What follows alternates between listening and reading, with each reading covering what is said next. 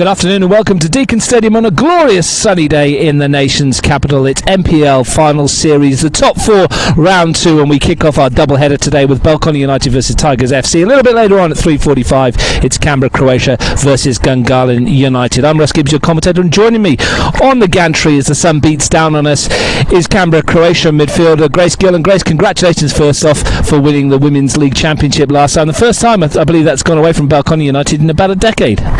That's right, Russ, and thanks very much for having me. It's a pleasure to be here.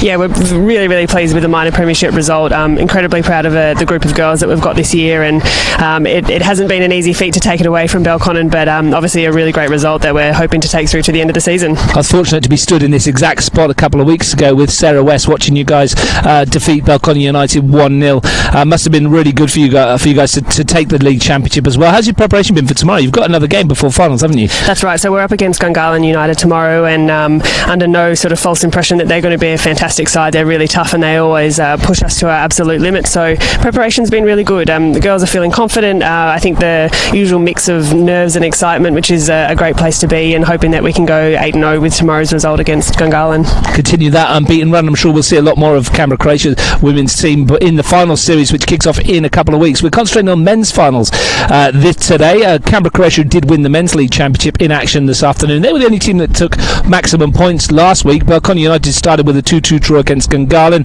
Canberra, Croatia beat this Tigers team 3-0, which means Tigers need to win really today, otherwise it's all over for them. That's exactly right, and it was a really impressive fit out for Canberra, Croatia last week against the Tigers, and 3-0 is a solid win, and some impressive goal scoring in there as well. So Tigers today, absolutely necessary to get a win on the board. What they'll need to do is break their goal drought. It stands at 303 minutes at the moment. They haven't scored in a league match since Sam Whittier netted the fourth against Canberra Olympic way back in round 5. He's back in the lineup today. We'll look at the Tigers in a second. Let's start with Belconnen United. They're unchanged for the third week in a row, and surprisingly, Paul McCaw sticks with the team that beat the Tigers 2-0 at the AIS and got their finals campaign underway with a 2-2 draw here against the Gunners. Jordan Thurtell in goal, Zach Mabry, Phil Bourgeot, Isaac Clements and Darren Bailey across the back. Luca McCaw, Dustin Wells, Adrian McCaw and Max Malik in midfield. Kofi Danning and Luca Flores up front. 9 goals between them. It's good to have a settled lineup. That's a really strong lineup there, and we've seen in the last few weeks some impressive goal scoring, and like you say, 9 goal scorers between them. That's a really difficult thing to prepare against as an opposition side, and a Tigers team really struggling to put goals away will be really mindful of the fact that they've got a lot to concentrate on with that Belconnen United lineup. Yeah, especially in the front too. Tigers FC, Ryan Grogan makes a couple of changes to his team. As I mentioned, Sam Whittier's back in the lineup. Alex Ola-Rigby drops to the bench. Lawrence Redmond's brought back into the team as well. On paper, he's in the central defence position alongside Nathan Medjic. Whether that changes, we'll know in just a few moments. Jacob Cole in goal. Mariana Canavesio, Christian Juna of fullback. Nathan Medjic, Lawrence Redmond, the central defensive partner. And Tony Spaseski, given the number 6 role, we're led to believe. Goran Jozovsky and Michael Kitter in front of him. The front three of Whittier, Mark Shields and Hussein Faresh. Well, also a pretty impressive looking lineup there for Ryan Grogan's side this afternoon, but as we say, they just need to get on the board, and sometimes it's that thing with a team that you've struggled to score for a while. All you need to do is break the drought, and once you've broken the drought, you can settle into some good football, relax into the game, and maybe look to be playing a stronger style of football that they would have hoped to do so earlier in the season. Tigers had the wood on Belconnen last year, 2 3-2 victories. One here on the 6th of July in round 12, one at Nigel on the 28th of April in round 3. But this year it's been all about the Blue Devils. Goals from Luca Flores and Kofi Danning dig for the Tigers in round 7 at the AIS. They'll be hoping that they can keep their finals hopes alive as well. A win today, and they'll go into the match against Canberra, Croatia next weekend, knowing that a victory will put them into the finals, and maybe even a draw, depending on what happens later on. Well, that's right, and you've just mentioned the teams there, Russ, and they're pretty different teams to what we saw last year in the way of both the Tigers and Belconnen United. So while those results are favourable for the Tigers, they're lining up a very different side today, and it's going to be a pretty challenging game either which way. Yeah, the Belconnen's win at the AIS was their first against the Tigers in 4 meetings, dating back to round 9 2018, a 2-1 win. It was also their first clean sheet against this team since 2017, when they won 1-0 at McKellar. So they've struggled to keep them out, and maybe that is something that the Tigers will look at as they look to get past this goal drought. Well, a clean sheet is a really important psychological part of the game, and I think it's sort of proof to a side that they can defensively be really tight and really strong, and getting results is one thing, but keeping a clean sheet on the other end of the pitch is the other.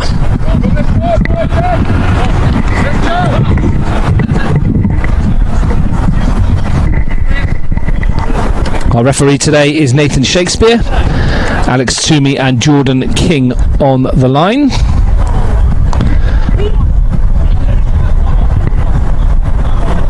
Couldn't ask for a better day.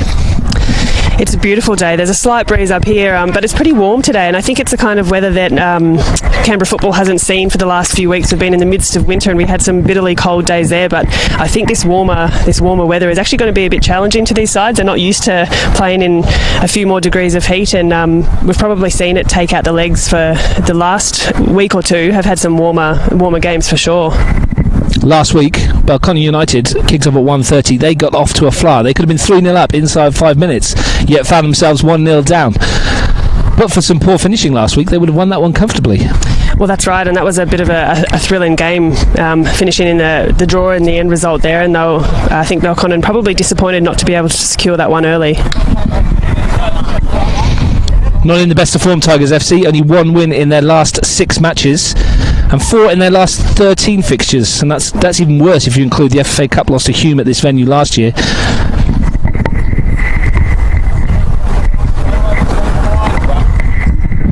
It will be the Tigers to get us underway though. Goran Jozefovski, the old man of Tigers FC. Made his debut back in 1997, I think it was. Maybe been 1996. Still going strong, looking fit as a fiddle as well. Good on him, he certainly is, and great experience to be able to lead a side out like this. Having that many years behind you and in you as a player is fantastic to be able to lead up some of the younger guys. Well in excess of 300 NPL games. He may be the man to drive this Tigers team. Remember, they need a win. Anything less and they're probably out of the final series before the 3rd round. Christian Junner,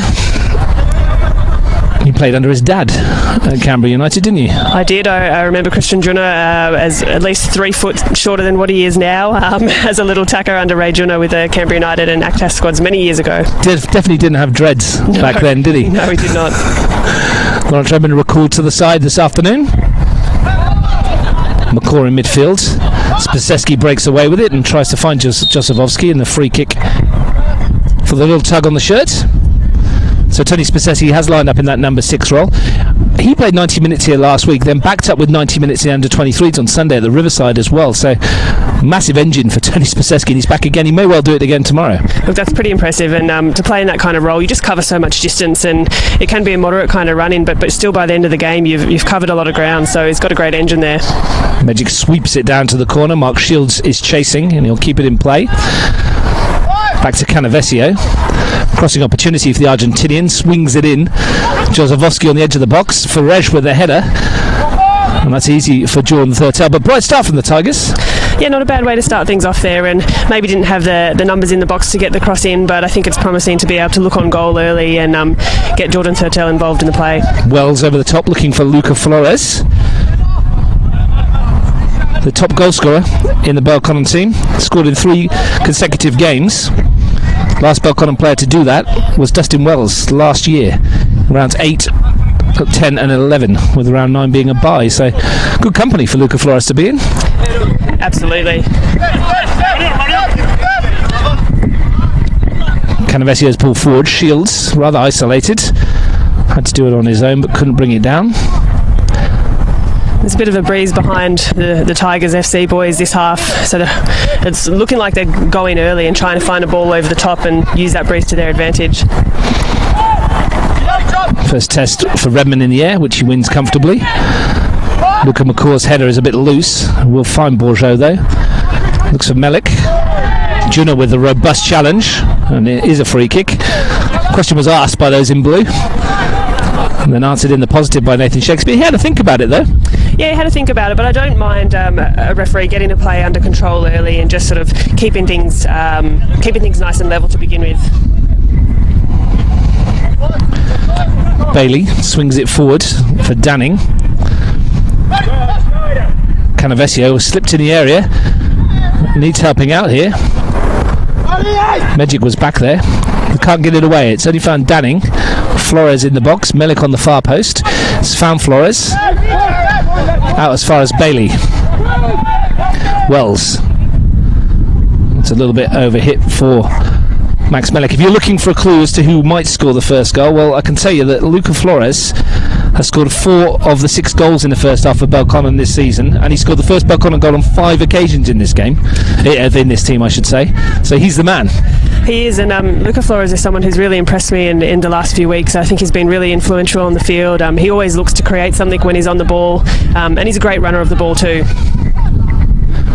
Misses some chances, but comes back looking for more. Here he is. Skipped away from the first challenge, ran into the considerable presence of Michael Kitter. Canavesio. He's lost out to Danning here, the Argentine, and that's a good ball for Flores. First chance to see him in the air, and fires a shot at goal, and that's what we're talking about, the confidence of youth. And that's also a great bit of play by Danny there to just be able to steal that ball away and create a goal-scoring opportunity. Really unselfish play and a good start for Belconnen United. That duo has been in fine form, as we mentioned, all season. Most of the goals coming from that pair. Canavesio to Kitter. Spaseski. Kitter again. Shields. Jozefowski.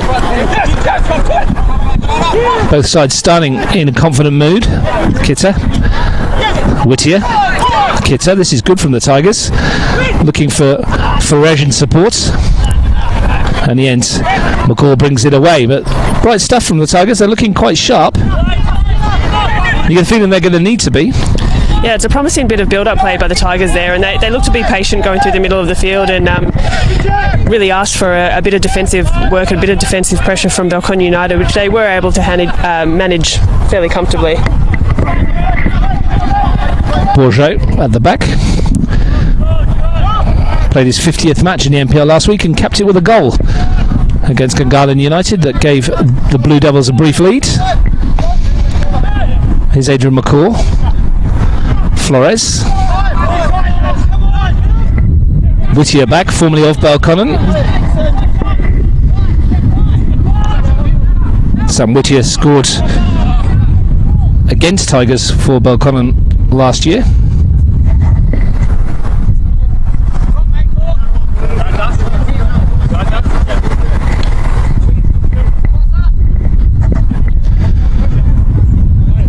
Canavesio with a throw. Still sporting the strapped up hand from where he broke his little finger earlier in the season that kept him out for a while. One of those ones which was apparently bad enough that when they took him to see the specialist, they were unsure whether or not they could fix it. God. It might have been bad for the Canavesio. Head back home to South America with one finger less. The busted up hand. Here's a ball into the penalty area. Redmond needs to defend it. It's going to find its way to Wells. It's Spaseski though with a sliding challenge. Shields. Jozefowski. Bourgeot with the toe. Clemens. It's been a solid back four for Belconnen this season. Very settled as well. Very experienced. There is a lot of experience in that back line there, and even under pressure they look fairly controlled and composed on the ball, which is what you want from your defensive four to transcend up the field. Maybe he finds Wells. Looks for Mellick. A breakthrough year, Max Mellick. He's been in good form the last couple of weeks as well for this team. Gave Jack Green an absolute roasting last week. Here's Danning, briefly in behind. And not many players get the better of Jack Green in the men's NPL. No, that's right. And Danning again looking pretty dangerous on the ball there and creating an opportunity for Belconnen United and forcing a last-ditch effort there. Paul McCall side on the front foot. Easy clearance from Junna. Alex O'Rugby over there on the bench, one of the substitutes for the Tigers today. The most experienced outfield player they have. Gabe Cole, Martin Crow, Marcus Gudasic and Daniel Grove. The other options for Ryan Grogan from the bench later on. Belconnen United's bench, Jacob Gardner, Michael Tarazi, Leo Mickle, John O'Lear and goalkeeper Reece Flissinger. Might be an afternoon for Alex O'Rugby to bring some magic. 108 NPL goals and 160 appearances for him.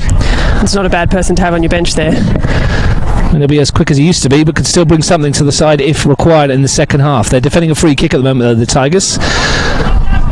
Chance for Wells to swing something into the danger area. 5 blue shirts congregating on the far post, outnumbered by the yellows. Can Wells pick one out? swings it in. Spaseski with the clearance. It's going to find its way towards McCaw. Luca McCaw swings it into the box, knocked clear by Canavesio. Good pressure this by the Blue Devils, and a challenge from Bourgeot. Ran straight into Magic. Easy one for Nathan Shakespeare.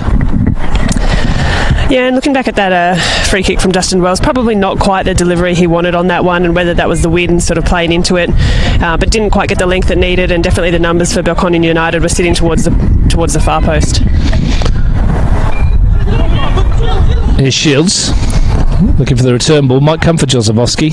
Clements was in the way. I did mention their goal drought, the 303 minutes. If you count the end of last season as well, they've managed one goal in around 605 minutes of football in all competitions, and that's just not conducive to winning games, is it? Look, it's not, Russ, and I mentioned it before, but it's a kind of psychological thing that can really start to play on a team, and once you break that drought, it can be really effective to playing some good football again. But while you're just really struggling to get things on frame and in the back of the net, it can chip away at a team's sort of approach to a game and how they go into it mentally. Less psychological because they probably don't know this, but most of the Tigers haven't scored in their last 5 visits to Deakin Stadium. They drew 0-0 in the FA Cup qualifying final against Canberra FC, winning on penalties here. Lost 1-0 to FC in round 16. Lost 2-0 to Hume in the FFA Cup round of 32. Lost 5-0 to Gungahlin in the grand final, and lost 3-0 here last weekend. Last time they actually scored a goal at this venue was in an elimination final against Tuggeranong in 2018, when Nicolas Villafanier bagged a double.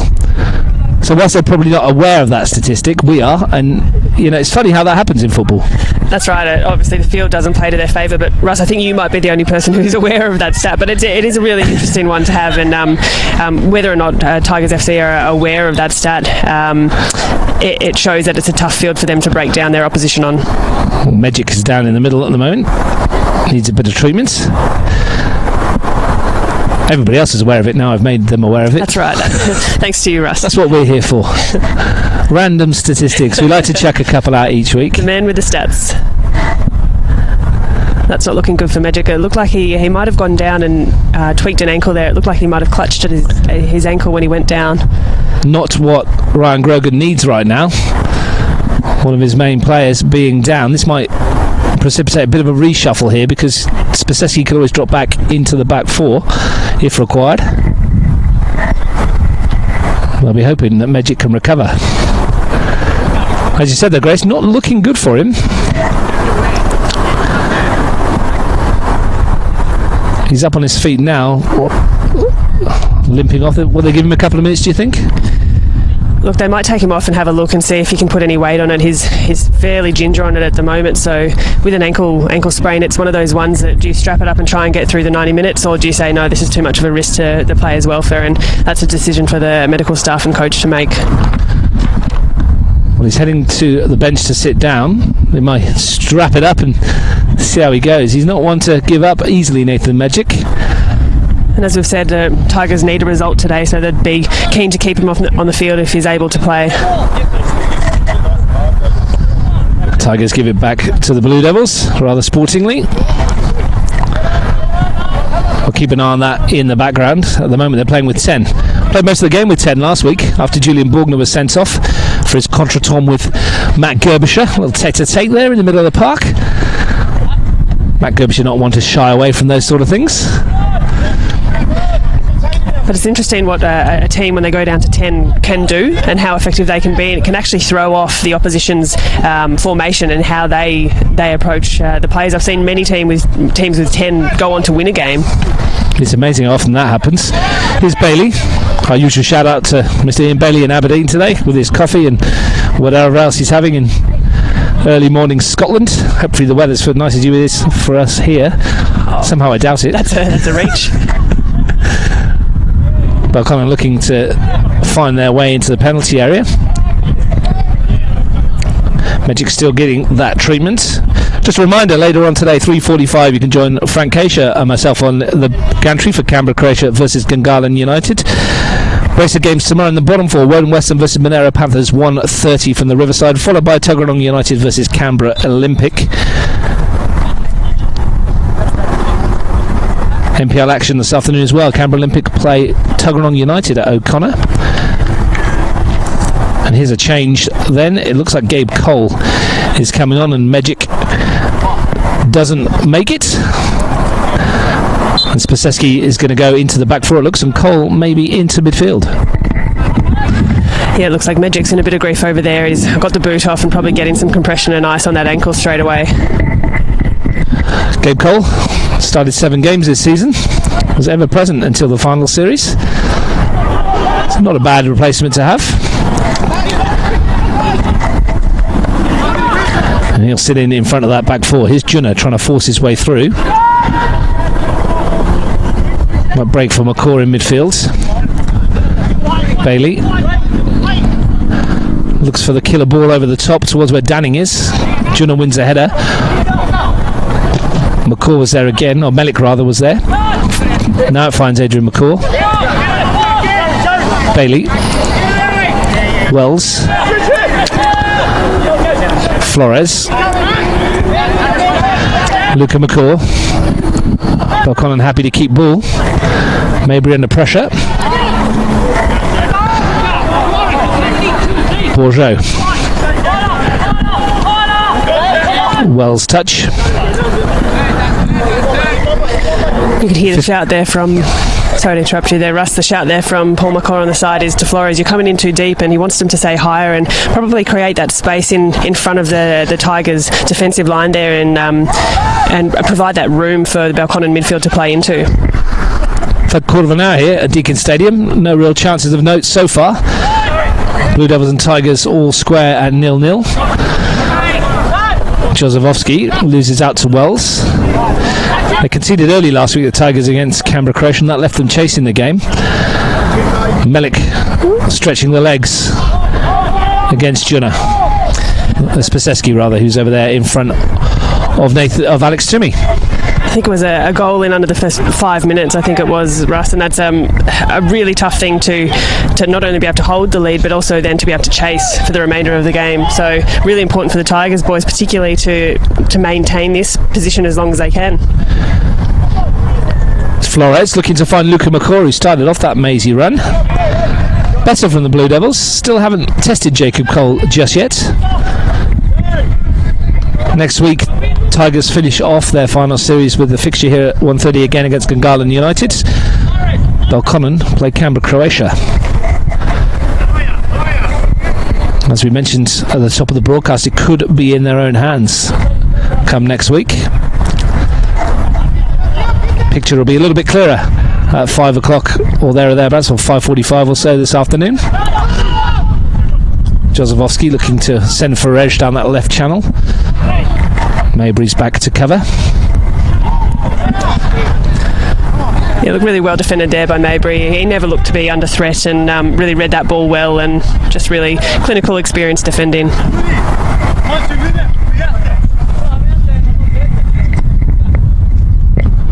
If you were a betting man, you would probably, or woman I should say, you should be betting, you're probably going to be betting on a winner in this one. The last draw between these two was way back in 2016 in round 8, so they don't tend to do stalemates.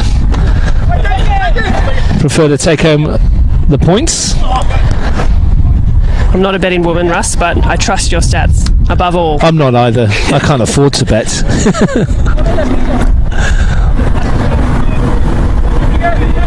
Good thing about all these stats is that in local football here it really matters for nothing, really. It depends on which team turns up on the day.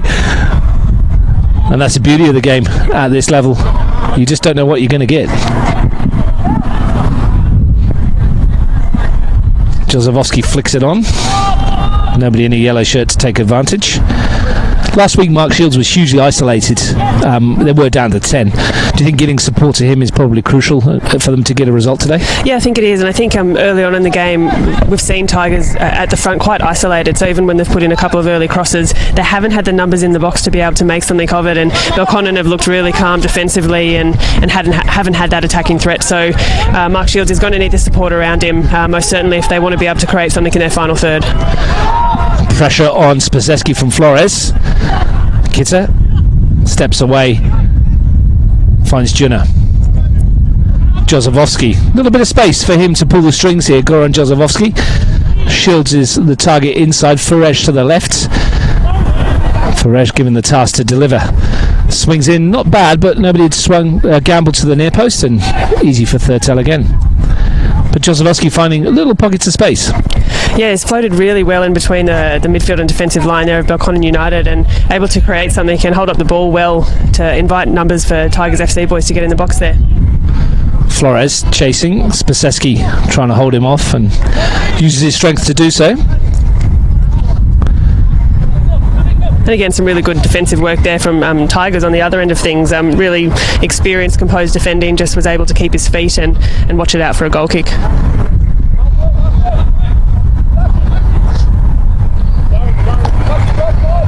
Jacob Cole to take. Mentioned up here on the commentary gantry a few times about Law Football Co., which is a little company in Canberra. They do some really good sporting attire, and you've got some sporting attire onto there. Notice the GKPR Co.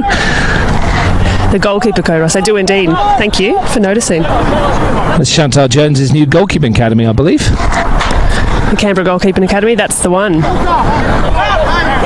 Future of young goalkeepers. Good to see them getting some specialised coaching in and around Canberra. I think particularly for goalkeepers around Canberra and female goalkeepers, it's a really important market, and it's such a specialised position on the field that any specific training can be really important to a young kid's development and even a more experienced player's development. I think it's something that's recognised throughout the capital now as well. Jonathan Thurtell's got his goalkeeping company as well, his goalkeeping academy too, and it's good to see local goalkeepers, well, not so local in Chantal's case, but he is local now, living here, giving back to the community and giving their experience as well. And and it's a good little business for them, and it's a good way for local footballers to learn from the best. That's right, and Jordan Thurtell does a great job with his academy too. I mean, if I was coaching the goalkeepers, we'd be smacking shots at them. That's what they used to do back in the day. Changed to all that now. Juna has it. Spaseski at the back for the Tigers. Juna again. Winds picks up a bit, although it always seems to be a little bit blowy up on this gantry. Fresh ball forward. Shields looks for the flick around the corner for Jozefowski. It's just going to beat him the pace on the ball. Yeah, I think for Tigers today, playing that ball through the line is going to see limited success, and I just say that because there's such experience and composure with that Belconnen United defensive line. I think the Tigers are going to have to find feet and create space in front of the goal instead of looking to string that ball. And this is a very perfectly weighted killer pass through the back line. 20 minutes to go to half-time. We're still waiting for our first real shot in anger at the moment. Maybe the weather is playing a part. Maybe the occasion is also. Canavesio wins the header. Bailey nods it back down the line, but he'll be out of play.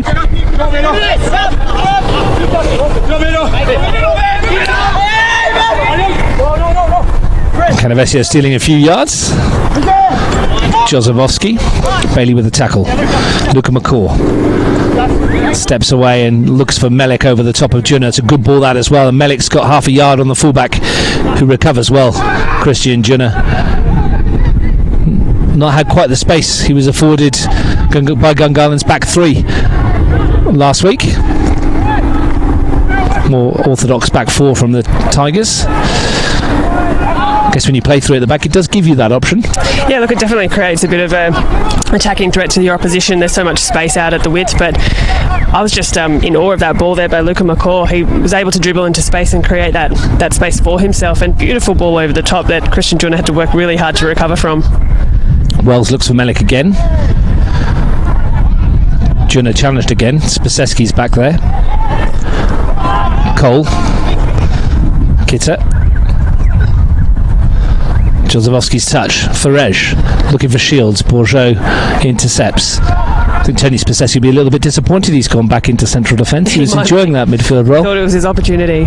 But back on that point of three at the back there, Russ, I think it sort of creates not only an attacking threat, but it does open up that defensive vulnerability as well. And we see more and more teams move into that three at the back, and you've got to have a certain type of player then in your midfield and doing a lot of work up and down the flanks to be able to defend when the time calls. Yeah, wouldn't have found me in one of those positions. Far too much tracking back required. I'm shocked. Jozefowski looks for Whittier. Looking to turn. Cole's touch. Jozefowski.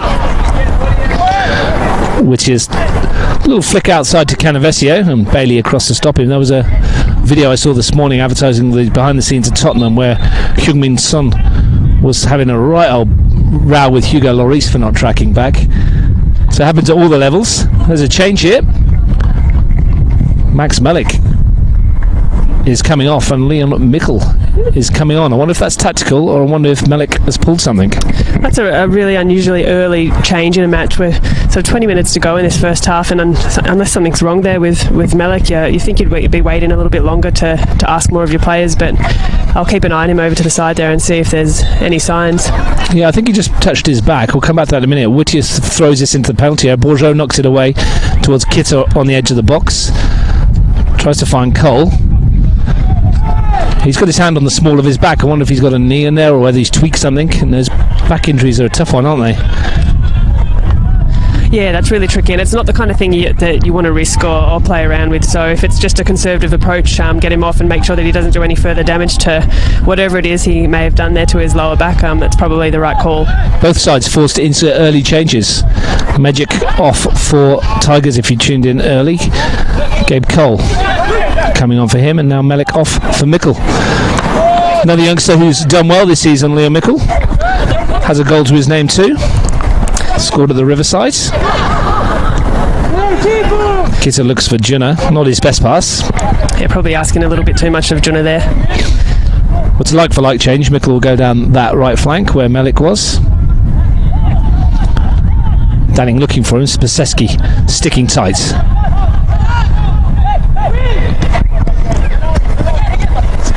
Canavesio's a bit loose. Tony Spaseski, 70th NPL game today.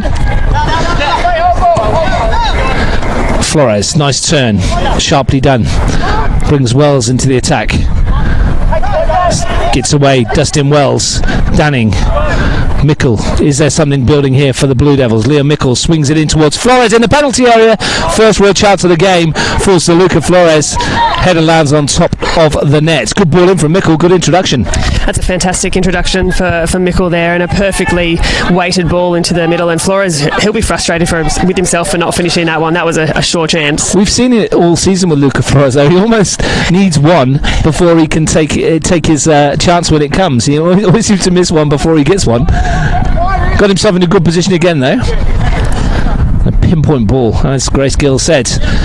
Luca Flores will be a little bit disappointed he's not given the Blue Devils the advantage here, and especially in a game that's been limited in its chances so far. Yeah, it has been. In lead up to that opportunity, though, there was a couple of moments of really good individual brilliance from Flores and then from Wells in the middle, just to evade the defender. And great introduction to the game for Mickle, and I'm sure we'll see more of that as the game wears on. The under-23s top four finals. There was wins for Monero Panthers and Belconnen United today. And I believe both these teams, Belconnen won last week, so they're on 6 points. Panthers were beaten last week. They go on to 3 in that group, alongside Canberra Olympic. So all to play for in the under-23s top four. Bourgeot flicks it forwards. Women's National Premier League goes to normal finals routine, don't they? 1v2, 3v4? No, we've got the 1v4 and then the 2v3. Oh, so to knockout semi-finals. That's right, knockout semi-final, so a do-or-die game. Ouch. Yep, that's right. I want to be finishing first and getting knocked out by the fourth place team. Don't be like that, Russ. Put the pressure on you. At the moment, that might look like it's going to be Canberra Olympic, which will be fun. Yeah, look, I'd say if results go as the season would expect, that's what we'll be seeing, but there's still some variabilities in that, so we could see Canberra United Academy just pinch in, relying on a couple of other results, but the top three certainly have found their place in the final series. Well, Canberra Olympic playing this afternoon against Tuggeranong United in the women's. They could take a giant step. They're probably secured if they get the 3 points in that one. Well, that's what you'd think, but Tuggeranong, we've seen, have been growing from strength to strength in the women's program for the last few years, and also this season, and with the inclusion of Emma Stanbury in the side, it's a bit more unpredictable as to how they might go. Canberra Olympic may well be without Ash Sykes as well. Picked up an injury last week. They'll have to rely on Nicole Begg's goals. Andrew Woodman building a really good little squad there.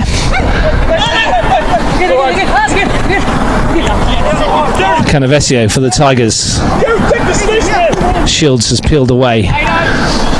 Tries to bring it down, but was given too much to do. Kitta. Canavesio again. Ferrej can't keep it in play. That's just a decision making on the ball for Canavesio there. He's just gone for the chip over the top to Shields, and like you've said earlier, Russ, Shields incredibly isolated up there and had no real support around him. I think finding the easy pass there is important for Tigers FC for this next passage of this first half. Yeah, Whittier and Ferrej, the two wide forwards, are a long way away from Mark Shields at the moment. You'd like them to be a little bit closer. I said that from first-hand experience, having played up front with Mark Shields myself, much earlier in his career, when he was a whippersnapper coming through the ranks at Tuggeranong. Bailey looks to sweep that, didn't get it off the ground though, and only found Jozefowski, who can bring Ferrej into play. Again, only Shields ahead of him. Ferrej looks for Jozefowski, takes it into his stride nicely. Shields is wide. Ferrej looks for the return for Shields. Didn't quite come off, but the signs are promising in the final third for the Tigers. Just that final ball not quite coming off at the moment. Yeah, that's right, and I think Shields wanted that one earlier, and the ball was held just a little bit too long, and he ran into an offside position, and Belconnen United easily able to defend that. And tried to switch defence into attack, but Danning couldn't find Leon Mickle. Quarter of an hour to go in the first half here. No goals between Tigers and Belconnen, live on Bar TV Sports, your home of grassroots football in Australia. Football from around the country on Bar TV. It's great to be able to tune into matches from Tasmania and northern Queensland and Newcastle if you want Aberdeen, to. apparently. And you can watch, I'm not sure we can watch games from Aberdeen. But people tuning in from around the world to watch these games. Shields finds Cole. He's got that one wrong, but it's still found its way to Canavesio. More by luck than design, I think. Redman, ball forward. Has Canavesio stayed on side here? He has. Bailey running back strongly and wins his team a goal kick as well. Doesn't defend half-heartedly, does he, Darren Bailey? Once he's made his mind up, he's gone. That's exactly right, and you know you're going to invite a bit of contact and pressure there from Bailey, especially when he's tracking back like that. You can probably hear him coming from a mile off. Here's Mickle. Space for Luca McCaw in the middle of the park. Finds Adrian McCaw wide. Luca McCaw. Maybury. Mickle.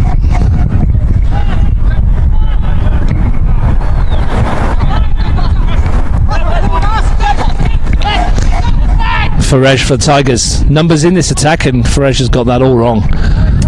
Yeah, I was thinking just the very thing when I saw they were attacking with 5 Tigers FC boys streaming forward. I thought, well, this is their opportunity where they've actually got numbers coming through, and probably not the right delivery on the end of that one. Just struggling to find the final ball which contests this Blue Devils defence. And the same can be said for Belconnen as well, to be fair. Yeah, I think that's fair. I think Belconnen definitely have had the composed possession and happy to knock it around here at the back and through the field, but just unable to produce on that final pass. Canavesio steps in front of Flores. Ferrej.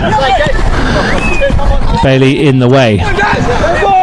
Tried the early one forwards. Cole was there. Jozefowski. Shields. Now he's managed to turn Clements here, Mark Shields. Shots on here if he wants it.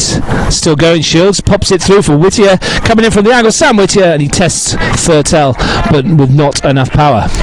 Well, that was a fantastic touch and a really brilliant turn in there from Mark Shields. I wanted to see him unleash on that shot as well. He had the full frame to aim it, but perhaps it was on his left foot. Still a great ball through, and another good opportunity for Tigers FC, who are building into some good football. Yeah, Whittier had his head in his hands. He was disappointed. I've seen him score a couple of absolute pearlers this season from that kind of angle and from a lot further out. Made that quite easy there for Jordan Thurtell to collect. But again, promising for Ryan Grogan and his team the way they managed to create that opening, keeping the Belconnen defence honest. Danning with the flick. Spiseski beats Mickle to the ball. Weird kind of atmosphere in these grounds, isn't it? The capacity limited again, of course, this week. Only one ticket per player allowed, 200 in the venue at one time.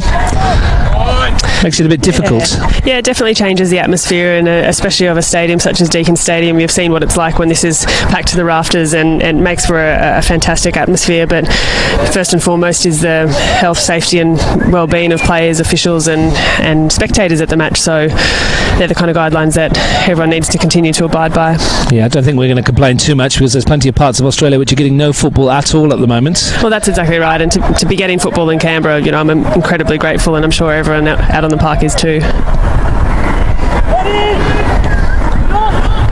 Jenner finds Spiseski. It's going to be forced backwards here, Tony Spiseski, under pressure from Flores. Whittier. Jenner's touch too heavy. Wells. McCaw. Looks for Adrian McCaw wide. Bailey. Luca McCaw. In towards Flores. Does win the flick, but Mickle hadn't gambled. Wells can keep this pressure up for Belconnen. Ball in towards Adrian McCaw, and it's forced away again by the Tigers, but they just can't get it completely clear. And Cole is penalised for handball, and a real opportunity here. Shooting position, perhaps?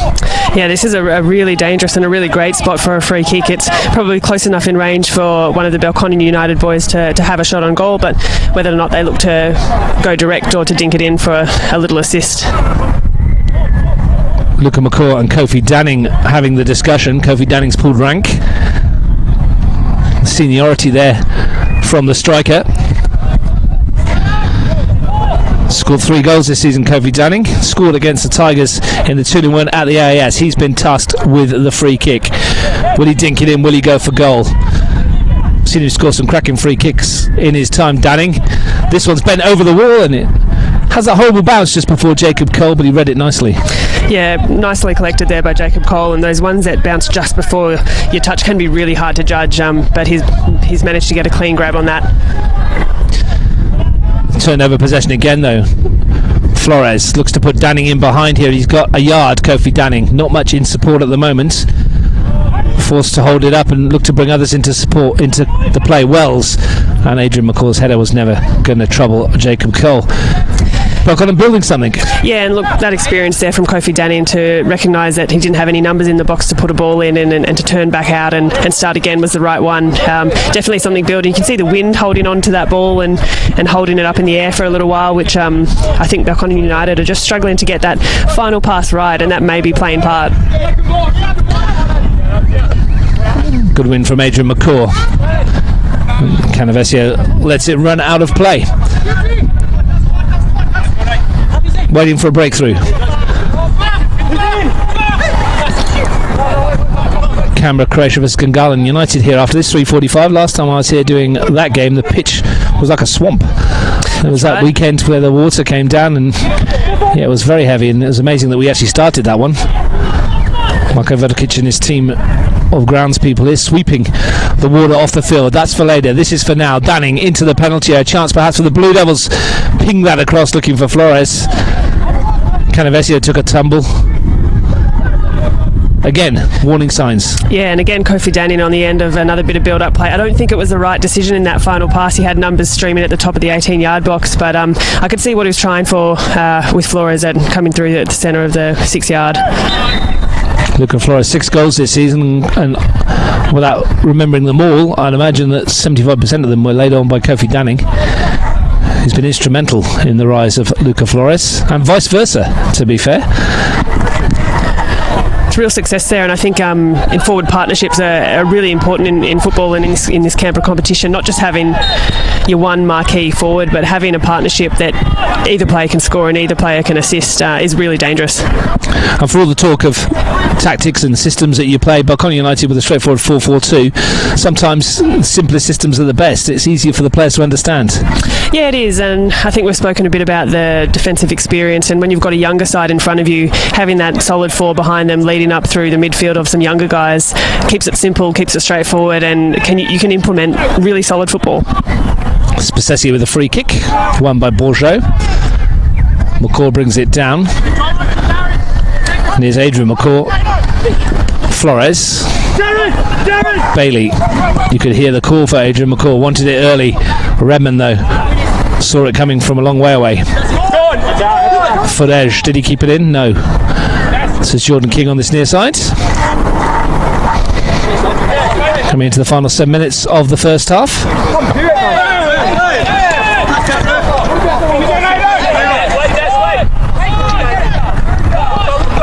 Bailey with the throw. Canavesio nods it out of play again, getting a few yards. Yeah, Bailey with no real options here though. I think Belconnen United need to be a little bit more dynamic on those throws and give him an easy outlet. Well, he's inching his way up the touchline, throw in by throw in. Now's a chance to launch one perhaps towards the penalty area. Looks for Danning. His touch found Cole. And Canavesio can thump it up the park towards where Shields is on his own. Clements won the ball. And Luca McCaw just finds Phil Bourgeot. Mabry outside. Last 5 minutes or so have seen consistent Belconnen pressure. Tigers having to soak it up for a little bit. Like any big 5 minutes in football, this time is really important for the Tigers FC boys not to concede, and equally important for either team to try and get one on the board. Good move this. Danning, Wells and Mickle exchanging passes. Ball falls for Danning. Adrian McCaw. Mabry, can he find someone in the area? Not with a ball like that. Cole was in the way now. Jozefowski has sent it wide to Farage. When he looks up there, there's only Mark Shields ahead and 4 blue shirts back. Luca McCaw wins it for the Blue Devils. Flores. Luca McCaw. Mickles made the run in, but that's straight to Spasesky.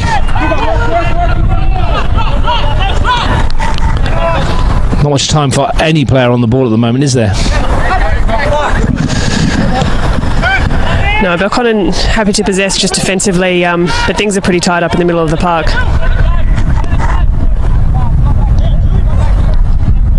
Clements. Mabry the option on the right. Mickle tried to roll Christian Junner, but Junner's done really well in that left back role today. First against Max Melick, and after he departed against Leon Mickle. Well, there's fresh legs and some good quality to ask a lot of Christian Junner, but he's doing a solid role there defensively. He's tried to get involved into the attack as well as often as he can. Kitta. Redmond. Oh, he's rather shanked that one. Sliced it like my golf shots. But I want to see Canavesio there just provide an easy option, an easy outlet, instead of ask that much and find a wayward pass instead. Luca McCaw. Cole came sliding in and McCaw just nonchalantly stepped away from him. Bourgeot. Can the Belconnen find a breakthrough before half time? Danning. Touch was heavy. Kitta may have given it away though. It's Danning for Belconnen. Luca McCaw. Tigers being forced further and further back. Darren Bailey. Adrian McCaw. Dustin Wells. You can feel something building here for Belconnen. Luca McCaw. Adrian McCaw. Danning. McCaw again. Great build up. Mabry. Is there an end product for Belconnen? Zach Mabry fires it across goal and just too high. Flores will retrieve. He's kept it in play as well, and he's won his team a corner. Yeah, and if not a goal on the end of that, a corner is absolutely a deserved bit of play. That was a fantastic build up there from the Belconnen United boys, and just the speed at which they were able to switch that point of attack found the Tigers on their back foot. Feels like this is the first corner of the game. I don't feel like we've had one. I don't keep the stats at the moment for corners, but Belconnen have a chance to load the penalty area. Luca Flores with it. Decent delivery up towards a penalty spot, and that's a good header clear by Gabe Cole. At the moment, you think Tigers will be happy to see half-time. Great ball forward from Bailey. McCall is in behind.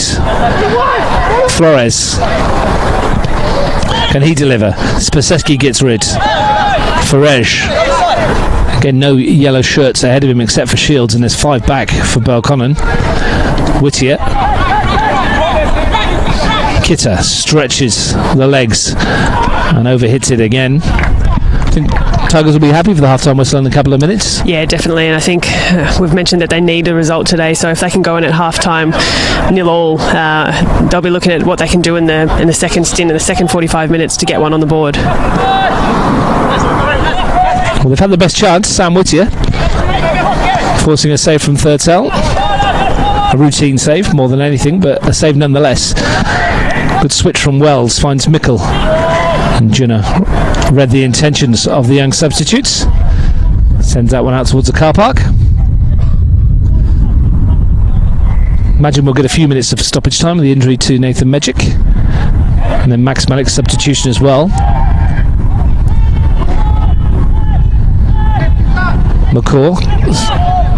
Darren Bailey. Slides the ball into Danning, edge of the penalty area. Danger for the Tigers. It's Kofi Danning.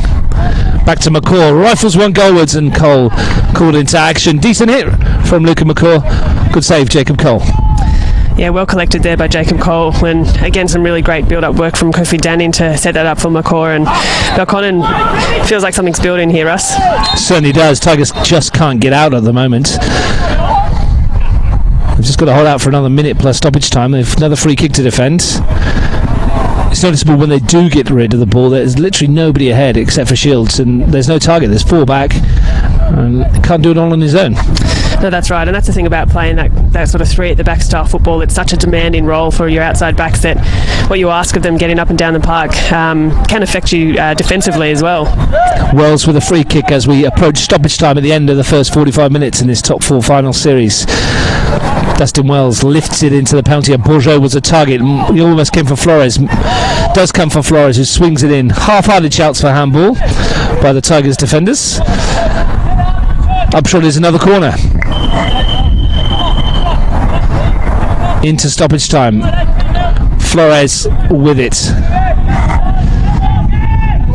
Belconnen have 4 players in the box, 2 on the edge. Flores swings it into that danger area. Cole wins a header. Shields back doing some defensive work and adroitly flicking it forward towards Farej. Bailey returns the favour. Kitta. Farej has peeled in behind here if they could find him. Wins short to Shields instead. Here is Kitta. Cole. Kitta again. Cole. Can he find the right ball? It's Tigers' turn to attack. Junna swinging in towards Jozefowski. Not a bad idea. Just overhit slightly. Yeah, look, I think with Farej screaming for the ball out here on the right, that might have been the right option to feet and just be able to hold on to possession for this last couple of minutes. Well, Nathan Shakespeare brings the half to a conclusion. Not much to choose between them. Tigers had the best chance of the half with Sam Whittier, but you'd have to say the weight of play and possession has mostly been with Belconnen. Yeah, I think so, Russ. I think Belconnen are controlling this game and probably feel that way. So probably a bit of frustration that they're unable to produce more, and perhaps going in with the wind in the second half, they'll be able to make a bit more of that. But defensively, Tigers FC doing a lot of work and absorbing a lot of pressure. Top 4 final series football here at Deakin Stadium in a match that the Tigers must win. At the break, they haven't found a way through, but neither of the Blue Devils. The halftime score at Deakin Stadium is Tigers FC 0, Belconnen United 0.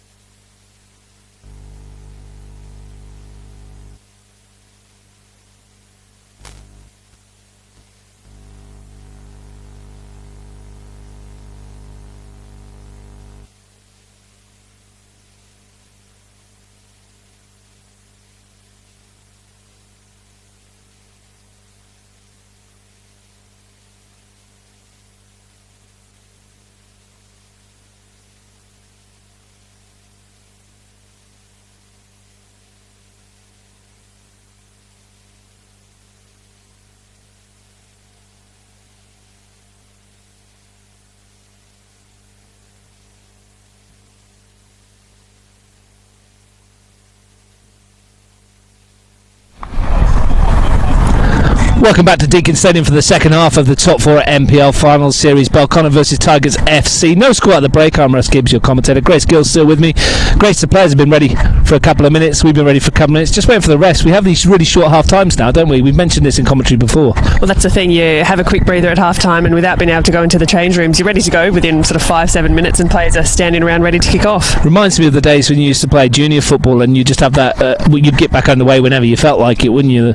It was 6 or 7 minutes, you'd have a quick chat. But that's about all that coaches want at half time, isn't it? You've played at the top level, a couple of points they put across, and then most of it you spent adjusting your shin pads, having a drink, rehydrating, and just chatting to your teammates. That's right, a bit of a breather, a quick drink, a quick bit of fuel if you're the type of player that likes to eat something at half time, and straight out again, ready to go.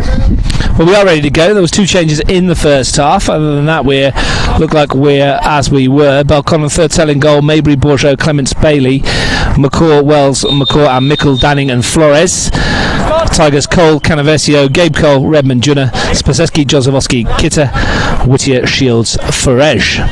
Where is the goal going to come from for the Tigers? They desperately need one. A draw wouldn't be the end of the world for them. They'd still be in it, as long as Canberra Croatia beat Gungahlin United. But a win here keeps them alive in their own right. So plenty to play for in the next 45 minutes. Luca McCaw, Mabry, Junna challenging with Mickle.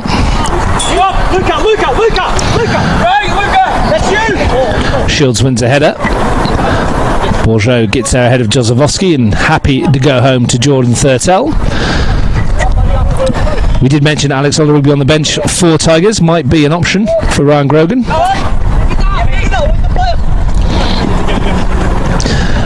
Mabry. Bourgeot finds Clements. Flores. Miscontrol, but he's got the ball back.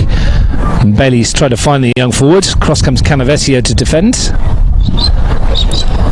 And Belconnen starting at the second half, much as the end of the first. Definitely with a lot of touches on the ball there and controlling things early on, and that last little ball probably asking a little bit too much of Flores, but I'm sure they'll settle in. Wells, crossfield ball looking for Mickle. Junna won the header. It's going to fall for Mabry though. Advancing into the area, Zach Mabry couldn't squeeze it through. Thought about the shot, I think. Didn't quite sit for him. Meanwhile, Spaseski finds Shields. Is there something for the Tigers on the break? Farej, Jozowski let it run, but Shields couldn't take it in his stride. Feels quite open at the start of the second half. McCaw swapping passes with Flores and winning the free kick. I think it's an easy call there for referee Nathan Shakespeare, and probably just a bit of a trailing footing on that challenge, and Belconnen United with the free kick at hand. Bailey to take. Looks for Danning. And he wins the throw in front of the Ivan Pullum stand, which, as Grace mentioned in the first half, usually packed to the rafters, especially on grand final day, which is a couple of weeks away. It won't be packed to the rafters this year with a limited capacity. Maybe not to the rafters, but there'll be a few more in there, I'd suspect. Header into the air, ball into the area. Canavesio hooks it clear. Shields. And Farej. And change of pace to try and get past one, but can't get past Darren Bailey. Tigers' lack of goals you mentioned in the first half. In the games they have scored in this season, they have gone on to get a second in all 4 matches that they've played. So that's perhaps a little bit of a boost to the confidence if they can get one. They usually get 2. The problem is getting 1. That's right. I think just to be able to open your account in a game like this is incredibly important, but Belconnen United doing a really good defensive job. Cole sends it forward. Clements gets rid of it. Only conceded 9 goals this season, Belconnen United. In fact, 4 of those have come in the last 5 minutes of 2 games. They lost 3-1 at Gungahlin and lost 3-2 here. So in general, they're pretty good defensively. Yeah, definitely. Only conceding 9 throughout the season is a really a really impressive record, but for half of those to be in the last 5 minutes of the game, surely that's something that Ryan Grogan would be aware of, just slight defensive lapses as the game trails away. And 2 of those penalties as well, so Whittier gets it back again. Sam Whittier. Tigers have had a penalty in 3 of the last 4 matches they've played against Belconnen United. Flores chasing, Cole's come, Flores is going to get there first here. Chance for the Belco striker. Did his best to keep it in, but was very wide.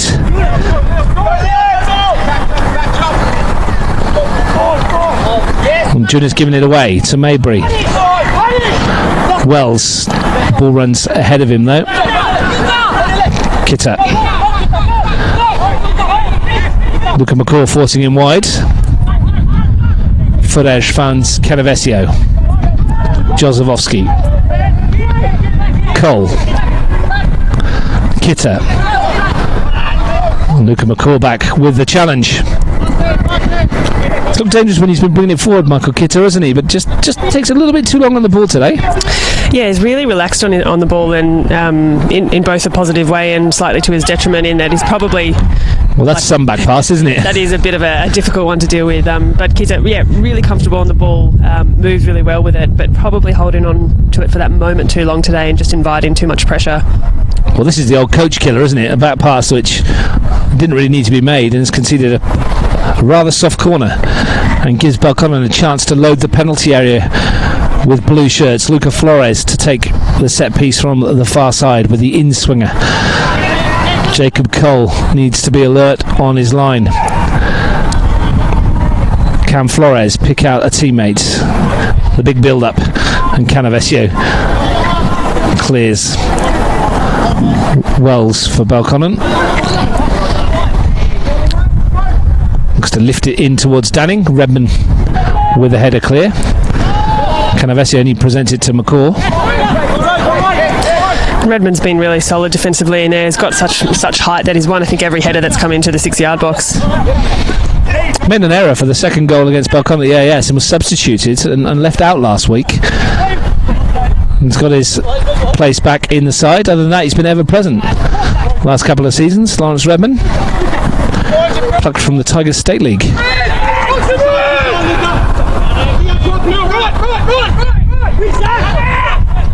Jonas throw only as far as Maybury. Wells. Bailey. Pattern very much similar to the end of the first half. Darren Bailey advancing forward. Adrian McCaw looking for the return ball, but Redmond can see it out. Huge amount of weight of possession and territory for the Blue Devils, but not a lot end product at the moment. Yeah, similar to the first half, just controlling possession really comfortably, really happy to sit on the ball, but that pass in the final third is just not coming off properly. And with the wind behind them this half, there's just a slight breeze, but it is playing into that a little bit. And also with Jacob Cole, the sun in his eyes, Belconnen United will be looking to capitalise on that, but just need to get that final pass right. McCaw. Canavesio with the challenge, and another free kick for Belconnen, another chance for them to put something into the penalty area. Yeah, Tigers FC definitely have the height advantage on a free kick from this kind of distance, so whether they look to go into the hot spot or try and find feet a little bit closer, it's a tough one to try and get up for when you've got guys with that height advantage over you. Wells delivers, flatter delivery, it's come off of Canavesio's right boot, rather fortunately falls for Jacob Cole.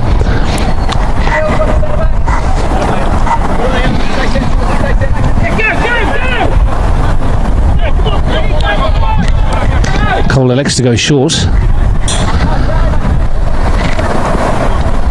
One by Furej. Shields. Space for him to move, perhaps. Jozefowski spreads it to Whittier. Sam Whittier onto that right foot. Bailey clears. And as far as Kitta, it's Tigers' turn to perhaps put some pressure on. Michael Kitta. Furej. It's got away from Bailey. Chance perhaps for Furej to do something for the Tigers. Lifts it into the area. Mickle nods it away. Comes out as far as Cole. Was winding one up. Elects to find Kitta. Swings it in. Shields in the penalty. A chance for Tigers. And he's planted his header over the crossbar as well. Best chance of the game, I think, that for the Tigers. Yeah, I think so too, and a nice bit of build-up play there from the Tigers FC, and good little dinking ball from Kitta, and Shields probably a bit frustrated with himself not to be able to get over the top of that one, but really good opportunity for Tigers FC. Really well worked as well. Found the opening. Mark Shields couldn't direct it on target. Starting to hear a little bit of frustration settle in from the Tigers FC boys, and just you can hear them talking to each other, saying to move it quicker and move it faster, and just when they are in possession, taking a little bit too much time on the ball and with their touches. A reminder after this one, 3:45, Canberra Croatia versus Gungahlin United with myself and Frank Keisha. That should be a cracker. Really great game. Looking forward to that one. Will we get a winner here? 35 minutes plus stoppage time to find one. Dustin Wells advancing into the final third, tried to find Danning. The ball's found its way to Flores. One-on-one with Canavesio. Tries to trick his way past the South American. Does Luca Flores. Wells on the edge of the box, tries his luck from range and skips through for Cole. Hasn't got a goal yet, Dustin Wells, this season. Mentioned in commentary before, he's playing a lot deeper than usual. They're giving that away. Flores has nipped in ahead of Kitta and has got it back from Mickle. And he's giving it back to Liam Mickle, who's one-on-one with Junna. Onto that left for Mickle, and he tries his luck as well and just didn't get over the ball. That was a great little move from Mickle there, just a drop of the shoulder, and he was able to open up enough space for himself to get a shot away, but couldn't get his head over the ball, and that one's gone sailing above.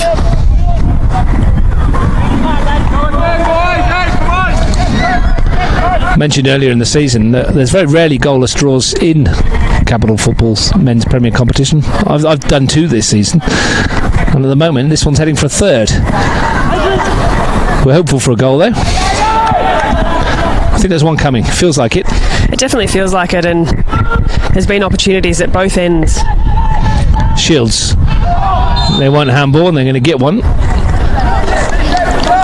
Flores back defending, a chance for the Tigers to chuck some bodies into the penalty area. Lawrence Redmond will amble up there, and Michael Kitta's a big target too. Mariano Canavesio, a 3rd tall in there, and Gabe Cole. They've got plenty of height.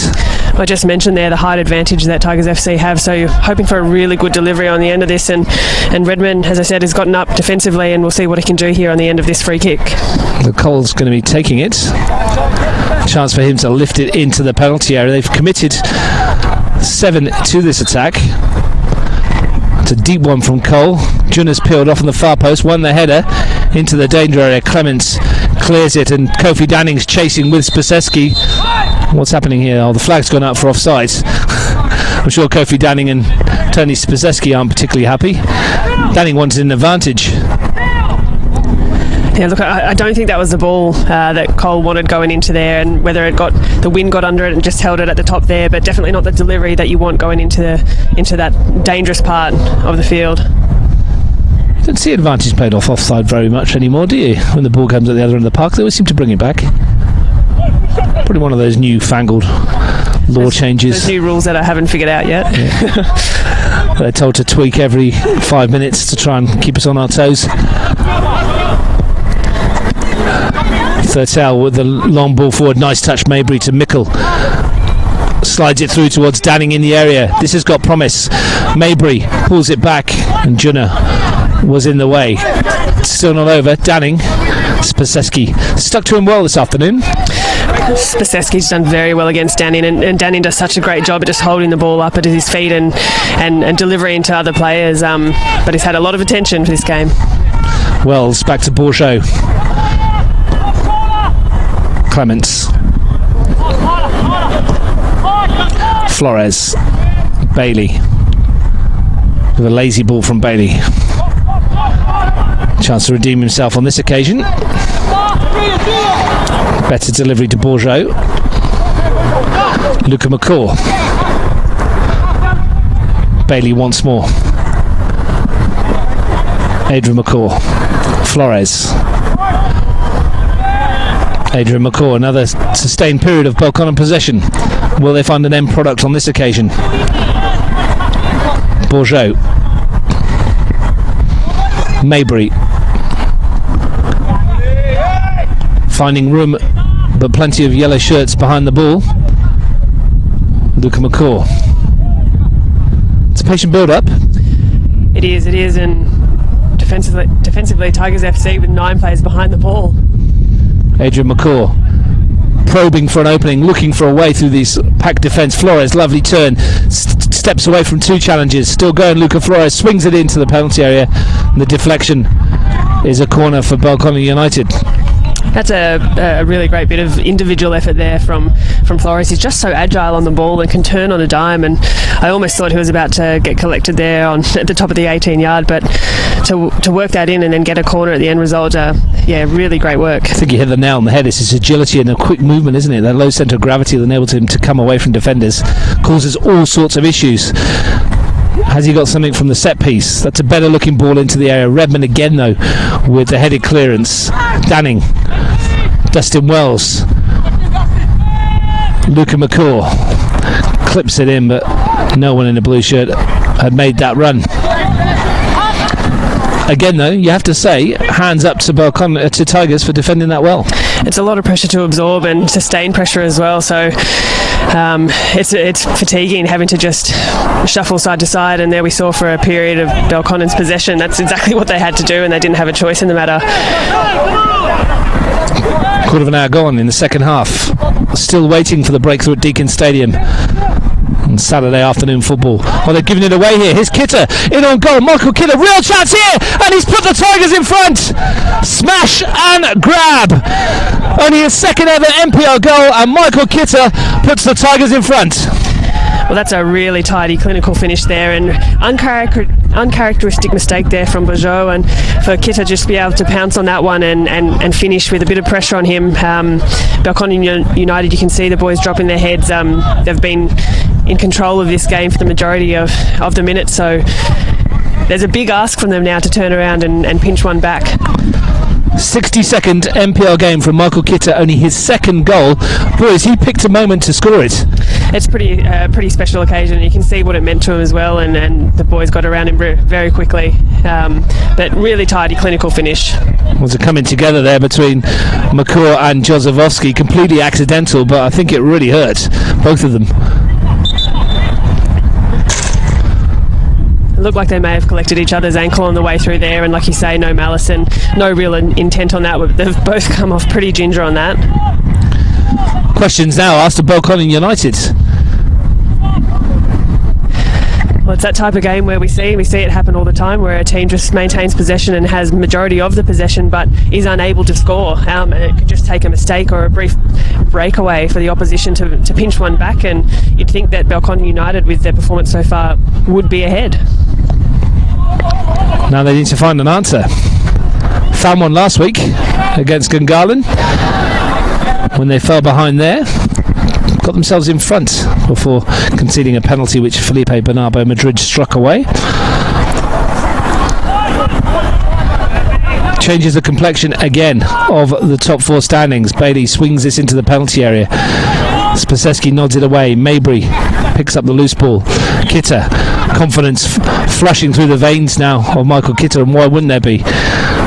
As you said, for a player that's only scored one Premier League goal before that, took it supremely well.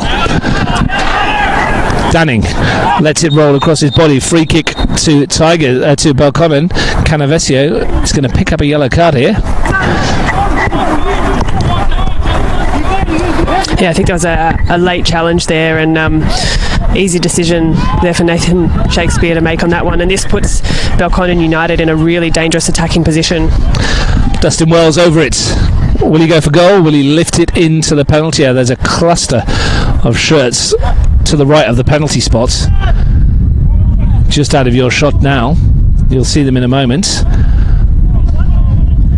Plenty forward, plenty back. I think with the wind behind him and with the height advantage of Tigers FC, I almost want to see Dustin Wells go for goal here and have a shot on frame. Cole needs to be aware of the sneaky one over the wall inside his near post. Will he go for goal? Will he deliver? We'll find out. Dustin Wells for Belconnen United clips it into the danger area. Danning was there, real chance for Isaac Clements, and somehow he's nodded it wide from inside the 6-yard box. Rossi knows it too. He knows it too. That had to be a goal at the end of that. Clements got up really well, and that was a brilliant ball into the box, and had Jacob Cole beat there in goals, and Clements will be frustrated not to bury that one in the back of the net. Almost looked easier to score than it did to nod it wide. Isaac Clements in the penalty area. 9 goals in 134 appearances. Not his forte, you'd say, but enough quality to be burying that. That's 3 good headed chances we've seen today. 2 for the Blue Devils and 1 for Tigers FC. It's a dying habit.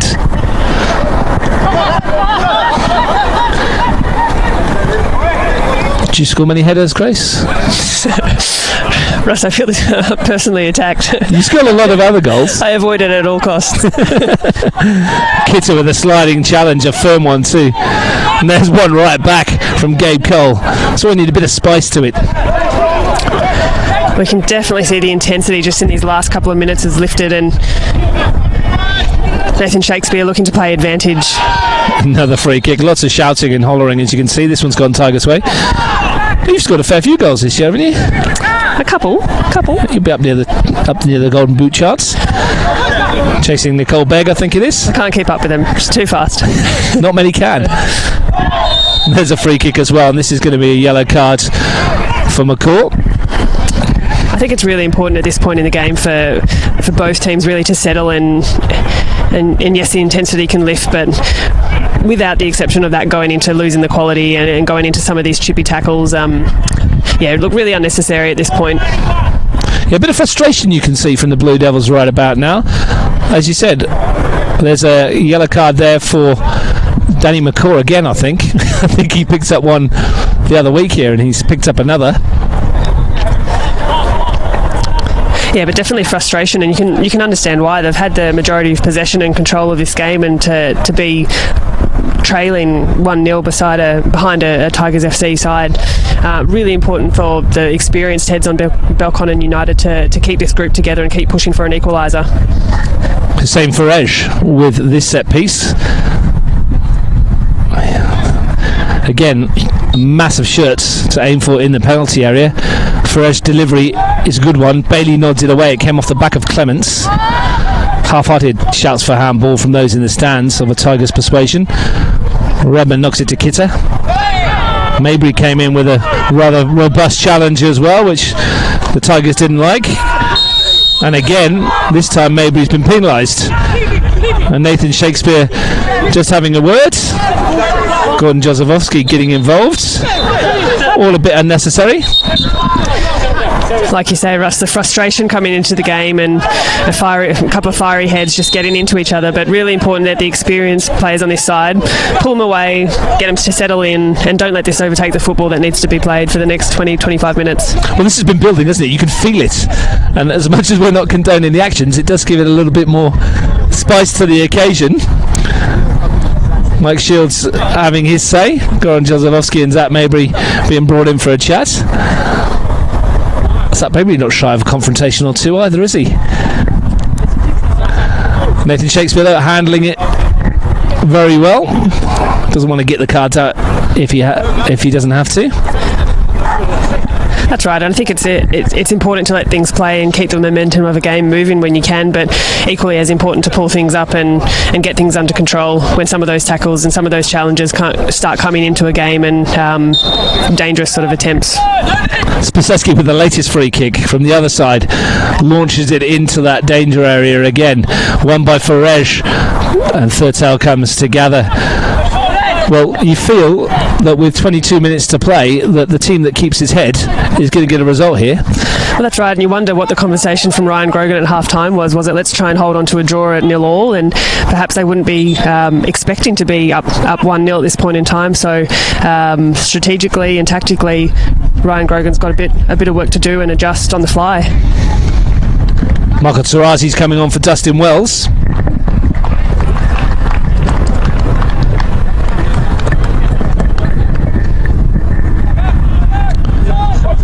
Chance for a forward to add to his goals tally.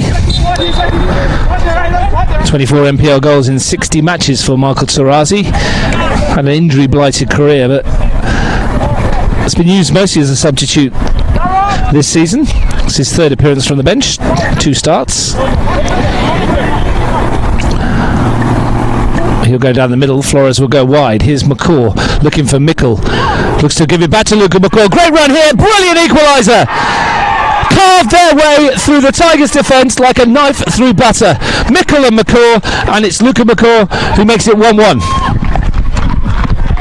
That's a brilliant finish there and a fantastic bit of build-up play from Belconnen United. Again, we saw Flores on the ball creating that from one side, and then Luka McCaw and Mickle. What a combination there. Just such clean, tidy touches. A really clinical and a really important goal for Belconnen United. Another twist in the top 4 race. Belconnen lifted the intensity, and the goal, when it came, was of top quality. Well, what a substitution with Tarazi there coming on, and then a goal within moments after that. Belconnen started with a draw last week. Tigers were beaten. As we stand, Croatia will be on 3, Belconnen on 2, Tigers on 1, and Gungahlin on 1, ahead of the game at 3:45 this afternoon. I still feel there's plenty to come. 20 minutes to play. I think things are just getting exciting now, Russ. A little bit of a lull in the first half while the players warmed up to it. That's come off Maybury's hand. Free kick to Tigers. Felt a bit lethargic in parts in the first half. It's certainly not now. Yeah, a bit of warmth as well in the day, and it's just started to cool down, and that sun's gone out of the day, so things are starting to pick up definitely in this second half. Jozefowski with the free kick.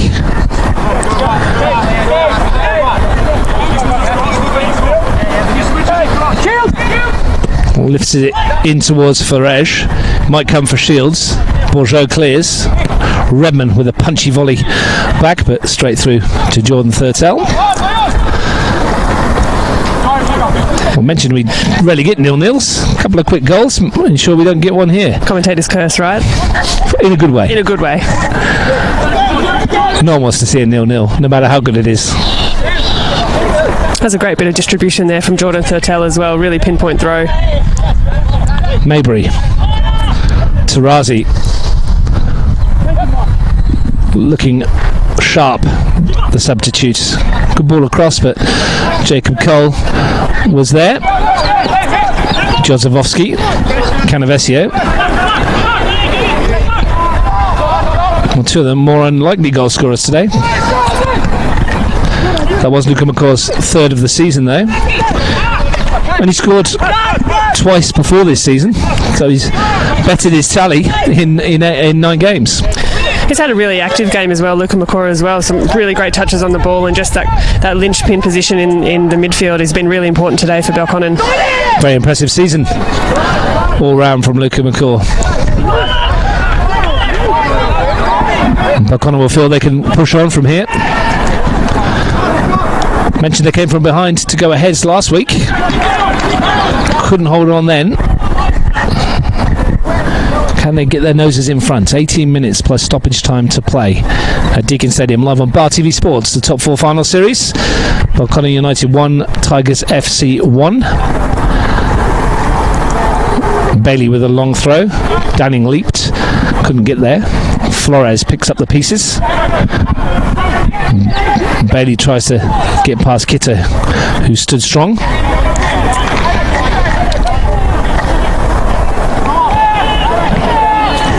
Adrian McCaw. Paul McCaw will think his team deserved that equaliser based on the balance of play. Yeah, I think to be fair, they absolutely did, and it was a great bit of build-up play and a very deserved goal.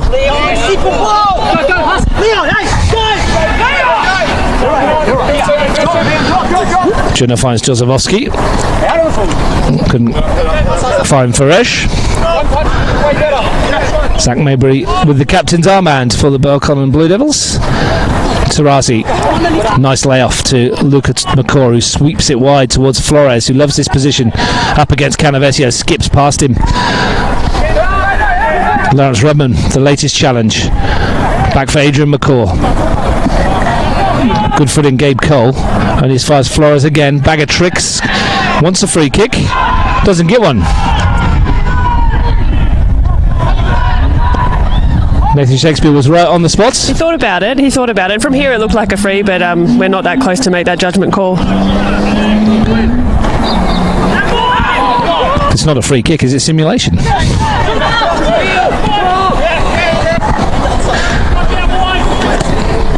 Ball forward from Farej. Shields has got him behind here. First time we've seen Shields in the penalty area, and there was no one up with him. And he's one inside a corner. Just for a moment, it opened up for the striker. And that was a really quality ball in by Farej there in the early look, and Mark Shields, fantastic first touch and able to get his body between himself and the defender, and good opportunity for Tigers FC. Well, the set piece from this near side got on Jozefowski to take. Belconnen have left Tarazin Danning up front, marshalled by Junakita and Cole. So everybody else in the penalty area. Jozefowski to the near post, and Jonathan has missed it, and Alex Olarigbe off the bench with his first touch scores for the Tigers. Jordan Thurtell, he's cursing at himself for that one, and it should have been an easy punch out for him, and off the boot I thought that ball needed to be a little bit higher, but perhaps Jordan Thurtell thought the same thing, and really opportunistic finish by Tigers FC. Inspired substitution, snuck on at the corner, no one picked up Olarigbe. We mentioned him at the top of the broadcast about his impact. He's probably never scored an easier goal. Well, how many seconds was that on the field before he's been able to put one away, and really important substitution, and fantastic goal to be able to finish that one for the Tigers FC. It's come from nowhere, and Jordan Thurtell will be ropeable with himself for that mistake. A mistake which could prove very costly indeed.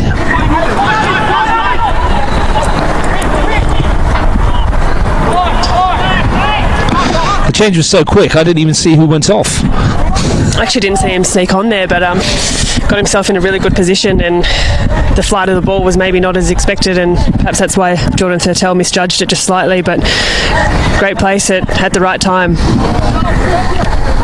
Okay, come on for Sam Whittier.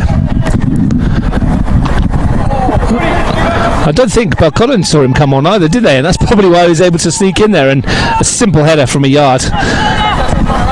Doesn't miss those, Alex Olarigbe. McCaw goes wide. Flores.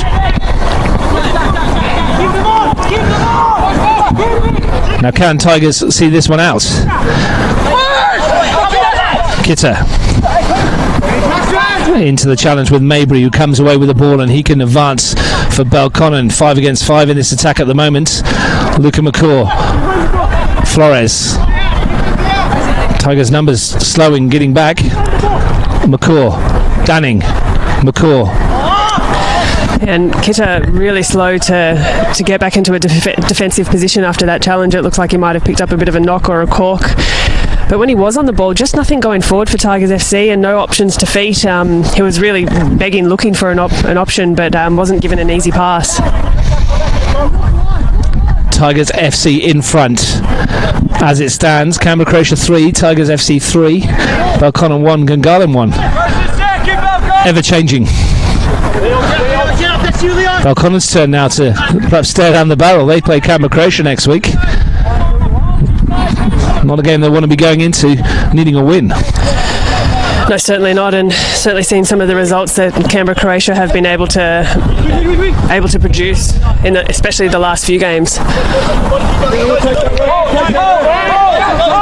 Well, we said off air at half time that we thought this game needed a goal. It's got 3. We may not be done yet. 12 and a half minutes to play plus stoppage time. Belconnen searching for a way back into this one. And Tigers goal drought, when I mentioned they did score 1, they usually get 2. I was about to say the exact thing, Russ, there. They've done exactly the same again. Your statistics there ringing true. Who said statistics don't lie? It's funny, isn't it? You wait that long for a goal and then they bag a couple in the space of about 15 minutes. You see it happen really often in football, where whether you go up or you can see that 5 minutes after that sort of stop in play from a goal is incredibly important. Jordan Thurtell will not be happy with himself once he watches the replay back. McCaw lifting it over the top. That's too much for Flores to chase.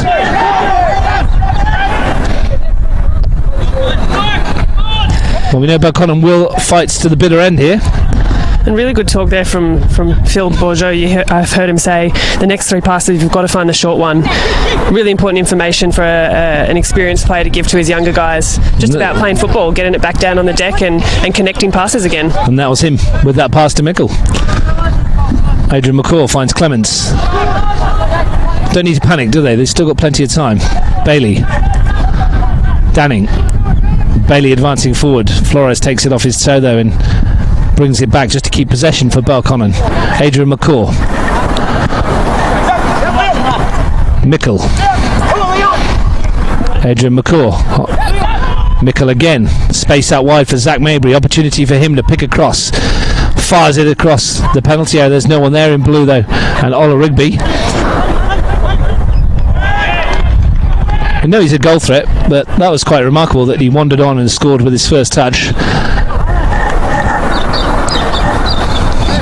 That's the kind of substitution you like to see from your team. But he has pulled up a little bit sore after a challenge just there, and you can see him just slowly making his way back onto the field off camera here with a bit of a limp. I'm sure he'll be alright to continue on.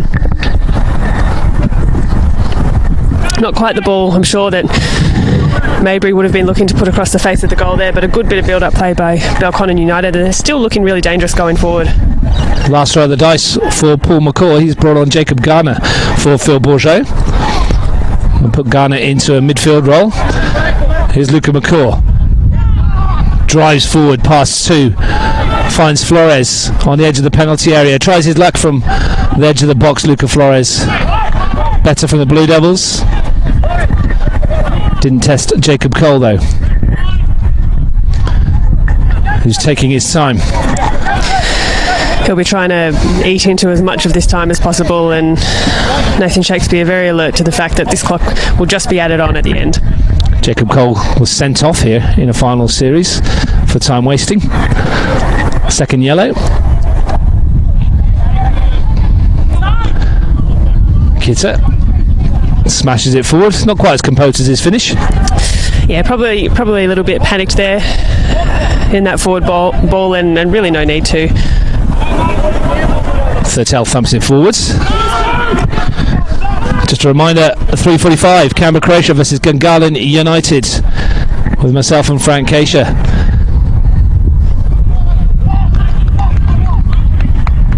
Coming up when this one's done, which will be about 10 minutes or so from here. Daniel Grove about to come on for Tigers, and I think it's Hussein Farej who's done his dash. It's worked hard today, Hussein Farej. He has, and he's provided some really great outlets to Mark Shields and put in some good balls centrally in there. Probably not as active as I would have expected him on the ball, but definitely his delivery when he has been really effective. And his second NPL appearance for Daniel Grove. Time to bring the youngster on at 2-1 with 8 minutes to play. Slightly different circumstances to his appearance last week. Ola Rigby turns nicely, finds Shields. Jozefowski.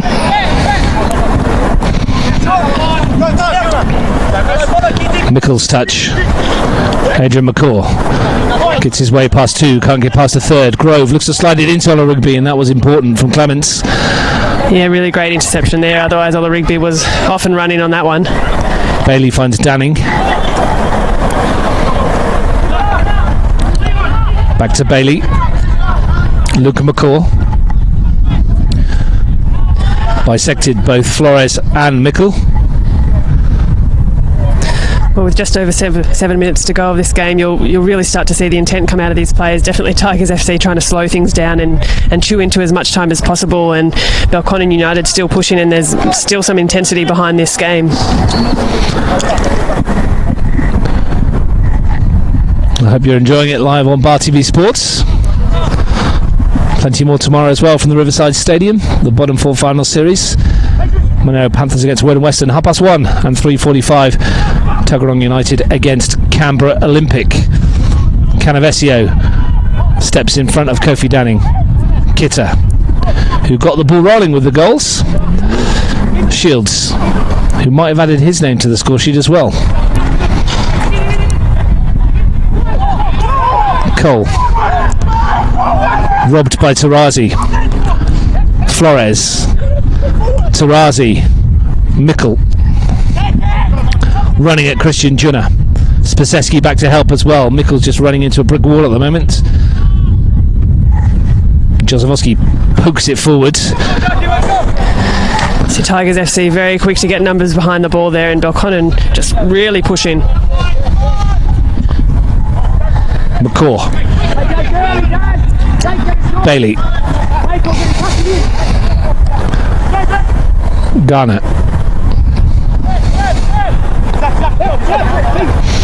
Clements, Mabry lifts it forward, good ball in towards Tarazi, who nods it down. Danning and Tarazi were both there, and they both left it for each other. That was a great little ball in there from Mabry, and he saw Tarazi open there at the top of the box. Good bit of build-up play again, and looked hopeful for someone to get on the end of that. Tarazi brought it down nicely. I thought he was going to swivel and hit, but then he seemed to leave it for Danning, who left it for his strike partner. Free kick. And Belconnen will be in a rush. 5 minutes plus stoppage time to go. Bailey with the ball in his hands. Not committed as many forward as I thought they might with this one. Still two back on halfway, Adrian McCaw and Mabry. Garner on defensive duties as well. Bailey with the delivery, the left footer. What can the Scotsman do from out wide? His team desperate for a goal. Swung in, that's a bit too close for Jacob Cole. There was a clash on the far post. I think it was Clements went right through the back of Lawrence Redmond, who decides to stay down. I think there's been some pretty heavy contact there, and saw one. Yeah, that's right. Really well collected there by Jacob Cole, and he's gone up and needed to take that grab. A very important bit of goalkeeping. But Redmond there's taken quite a nasty knock, so they'll need to take the time to make sure that he's alright to continue, or will need to be subbed off. I don't think they can take him off. They've used all three, so they'll have to patch him up. He's getting to his feet and seems to be okay. Michaela Day, the physio. Michaela Thornton, I should say these days. That's right, Russ. Seen a physio for about 4 different teams this year. She just goes and changes the hoodie. And then changes into a Belconnen kit for WNPL. That's right. Many talents, Michaela Thornton. Maybe hooks that away. On treatment, allowed to stay on the field as well after treatment, which is interesting. So I think he did go off and then re-entered the field of play, but a little sneaky one on the far post. One there. Juna sent that right down to the corner. I tell you what, if that was rugby union or rugby league, that is a perfect. That was perfect. Perfect, right by the corner flag. The old attacking line out. It's been able to Tigers to box in Belconnen. 3 minutes plus stoppage time. Mickle swings it across field to Garner. Up against Grove, 2 young substitutes. Garner finds Danning. Twisting, turning, looking for that inch of space. Bailey. Garner. And the sliding challenge from Gabe Cole, who came on early and has done his defensive duties well. Bailey is telling everyone to get in the box. He's going to launch this one. 2.5 minutes. In towards Danning. Jumped early. Falls for McCaw. Flores. The quick feet and a beautiful turn to get away from Spaseski. He's still got it, Flores. Looking to clip it into the area, but there was no end product.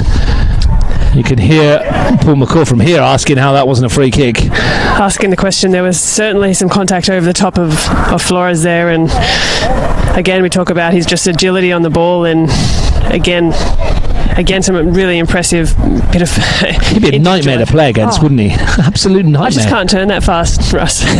It's twisting me inside out just watching it. 90 seconds for Belconnen. Shields, Jozefowski, Kitta stretches the legs, advances forward and looks for Ola Rigby, who's away and chasing this. Up against Mabry, tries a little trick, wants the corner, doesn't get one. Looks rather surprising from here. Thurtell not hanging around to argue the points, and Jacob Garner can bring it forward. Kofi Danning, Garner, Adrian McCaw, Luca McCaw, look for the flick, didn't come off, and this is what Tigers want.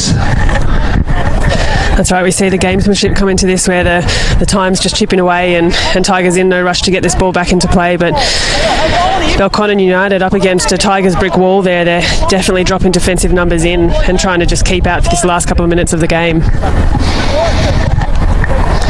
Jacob Cole eating up the seconds. Clips it out to this near side to Junna, who can't keep it in play. Belconnen have a throw. May as well throw caution to the wind. 1 point from 2 games, not what they're looking for.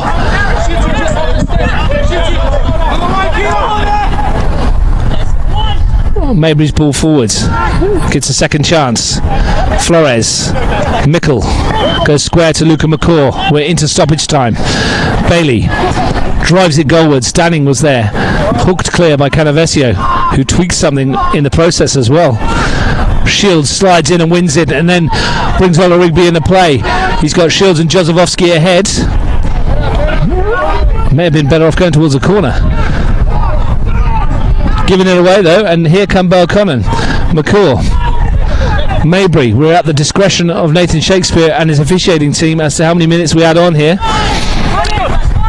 Junna beaten to it. Flores kept it in, but only for Spaseski, who squeezes it through to Mark Shields, who wants to throw. It's gone the other way. In fact, it's been given to Tigers. Jordan King, the assistant, said it was Blue Devils, overruled by his referee. Christian Junna milking the seconds as well, trying to make the most of that throw in there. Kitta gets a foot in around the corner, but takes a fair piece of Liam Mickle at the same time. And this will be it for Belconnen. You think everybody will go forward, and Jordan Thurtell, who we know has a cannon of a boot on him, will be tasked with landing this in as dangerous an area as possible. This might be it for the Blue Devils. Thurtell lifts it into the back post. It was won by Canavesio. Danning hooks it back goalwards. Cole heads it clear. Ola Rigby chasing on his own. Luca McCaw stretching to take it off him and reinvigorate the attack again. Junna wins a header, and that'll do for Tigers. It's a really important defensive header there, won by Christian Junna. Time ticking away for the Blue Devils. Tarazi, another throw, but it's far enough away from the Tigers' goal to not be a threat. Zach Mabry with it. Tarazi, Flores, Mabry, free kick. Little tug by Jozefowski on Flores. Yeah, it's a really dangerous challenge there when you're defending a lead with mere seconds to go. You don't want to be giving up a free kick in that area of the field against a quality Belconnen United. Jordan Thurtell's coming up for this. The goalkeeper, only Zach Mabry back on the halfway line. Everybody else in and around the Tigers penalty area. I think from this kind of range as well, Bailey has to be going for goal. Has got a decent left foot strike, Darren Bailey. Thurtell in amongst the Belconnen players, adding a nuisance value. Bailey from range looks to clip it into that area towards Danning. It was won by Canavesio and just smacked clear by Daniel Grove. That's out towards my car in a car park. Belconnen still fights on. Thurtell still up just out of your shot as Bailey throws it into the penalty. A long one again. Redmond nods it out. It's a corner. The pressure mounts. Everyone will come forward again. The keeper's up once more. And a set piece in the dying moments of the game is just the most nerve-wracking thing for a defensive team. Everybody in the penalty area except for Zach Mabry. Flores delivers. It's in towards where Thurtell was. Coles dropped it, and the whistle goes for a free kick as Isaac Clements looked to nod it in the net. For a minute, it looked like Thurtell was getting on the end of that.